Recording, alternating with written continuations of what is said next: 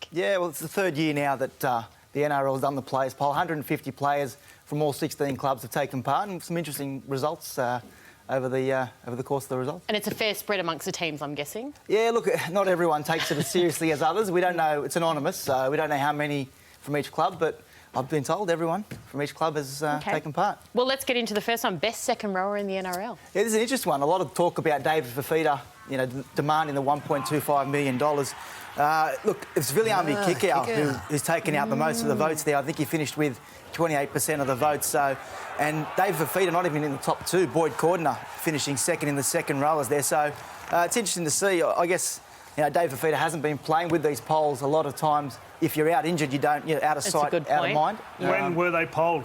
They were in the last fortnight. Fortnight, right? So Fifita got 10%.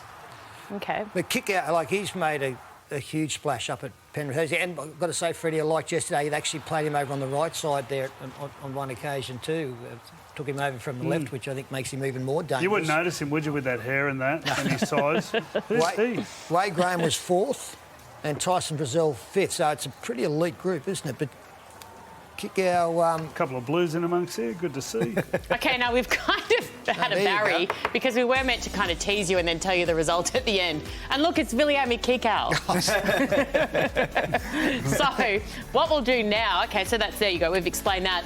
Best halfback in the NRL. Let's tease it. In no particular order, Michael, take us through the nominations. Yeah, we'll have a look here. Mitchell Pearce obviously has had an outstanding year at the Knights. Last couple of years has been brilliant, done the job for Freddie, obviously at the end of the year last year as well.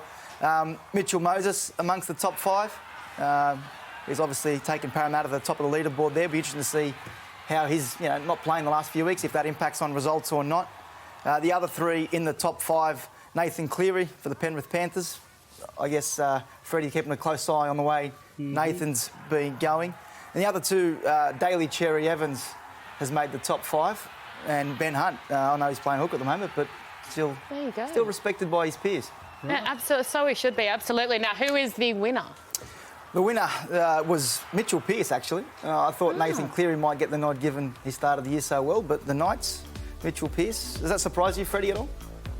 No, not really. I think Mitchell's got an incredible amount of respect from a lot of his peers. He cops a battering sometimes for different reasons, but showing a lot of control on the field at the moment, and made sure he deserves that top position. Been a great move for him. Obviously, there was so much controversy when Cooper Cronk was coming to the Roosters. Should Mitchell stay? Should he go? I think for his, just as a person, to go up there and take on that responsibility and take himself out of not really a comfort zone, but take himself to a different place. And he's pioneered in a way up there in the way that because Newcastle, they were down and out not that long ago, and he's really helped turn them around. Massive challenge this afternoon.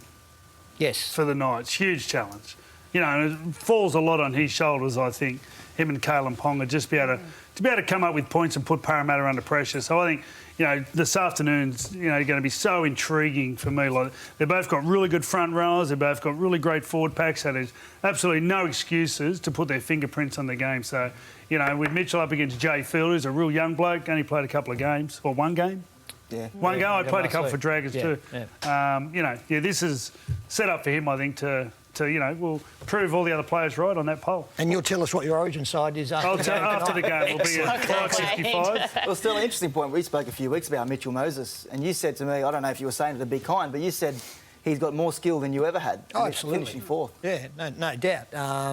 You look at his talent, we've seen that. It was a way of harnessing that talent and getting him to be controlled but still allow that to come out, and that's what he's done. He's turned it around. He could hit the blokes 6 rows back in the grandstand at the worst possible time in games, going back a couple of seasons.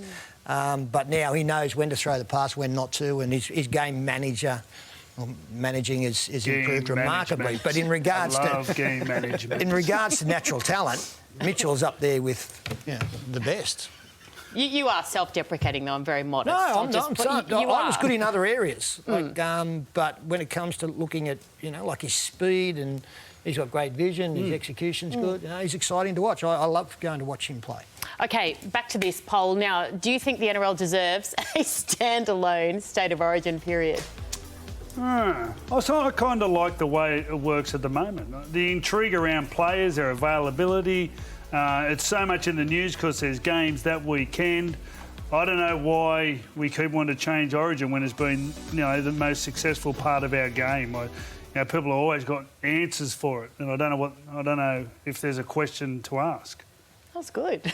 So that was 59% of players said that it should be standalone in the middle of the season. They would prefer that. Prefer in the middle. So obviously, the argument is, does it dilute the product in the middle of the year? And the NRL clubs, obviously, the game makes a lot of money playing 25 rounds a year. So I guess a financial implication if they do cut out that period and shorten the season. Do you think it'll work, or do you think it's something that we shouldn't tinker with something that works so well? I'm a little bit low. I understand both arguments. I can see how it affects the competition, in the middle of the year when you've got that Origin workload and our elite players going through that, and you can pick up injuries and those kind of things, which has a dramatic effect. But I also can see the other side of it as well. So I think when the initial motto was mate versus maiden, where teammates are aiming up against each other, you start bringing that period out and you take that away a lot, because part of Origin, I remember when I was playing, was you played with someone on the Wednesday, then played against them on the Saturday, and that was part of the beauty of State of Origin, how you dealt with that. It's just, I think what happens is also clubs get to players and start teaching them how they want the game run. And, clubs obviously don't want it because they lose their players through that period, and there's other parts of the media that don't necessarily want Channel 9 and different parts to have all the attention during Start of Origin. So the thing is, I don't know why the question's been asked. It's, for 3 games, it's just been an incredible competition that everyone has really gets into, and Australia gets into. I'm just wondering why we keep trying to tinker with it. They tinkered with it to the point where they brought the middle game to a Sunday, which reduced it by a couple of weeks, which I think nearly teeters on taking away that being able to prepare players for what they're up to, only having a week, not necessarily 10 days. So that's already tinkered with a little bit.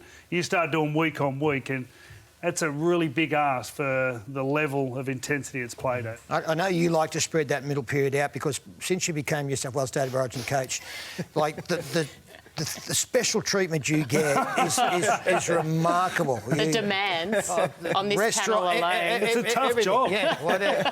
It's a really demanding job. Yeah, he doesn't want things anymore. He gets them or demands them. Yeah. Remember during the period, I think it was like he would be on his phone, like we would be on air and he'd be taking selection calls behind the camera. I could hear the dial tone from down here. He just wanted to look like he was making notes. Hey, Michael, before we let you go, there's a couple of other... I can't wait to see who the players think the best buy is this year. We'll kind of see these results. They'll be released over the next few days? Yeah, they will. On Monday, part 1 of this poll will be released on NRL.com and the Sydney Morning Herald websites. Tomorrow you'll find out who the best player of the game is, also best buy of the year here, the final 4. And Can I ask, can Harry Grant be considered a buy when he's a swap? Well, he's a swap, but he's a buy, isn't he? Doesn't he count? I think it's a swap. He's a buy / swap. How many other swaps are there? It's sort of him versus Momorowski in the swap. This is the best player in the game here. So the top 5 in no particular order: Tom Trbojevic, I think Kalen Ponga, James Tedesco. There's a few others there that... Was Cam Smith still on the list? Cam Smith's in number 2. He's up there. He's in the top 5, I think, and Jason Taumalolo as well. So it's an unusual... Mitchell Moses is there, but Mitchell Pearce isn't in the top 5. That's Isn't that an interesting point? Yeah. I'm going to have to try and work that out. Don't try too hard. We need you for the next hour or so. OK, Michael Chapman, you'll feature in just a few moments' time when Pete sits stick down around. with the You're coming inside the 10 in a little while. So thank you very much for your time and for explaining all that. You'll be able to see some other exclusive results as well on 100% Footy. That is on tomorrow night on Channel 9. We still have plenty more to come, so see you soon.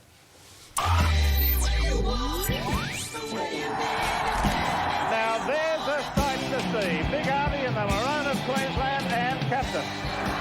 And away they go. Arthur Beeson, first touch. I think half-hearted about the way he went into that. Beeson's got it away to Edge. Edge out to front to lift and try, is it? Yes. Now they're at it. Beeson's involved.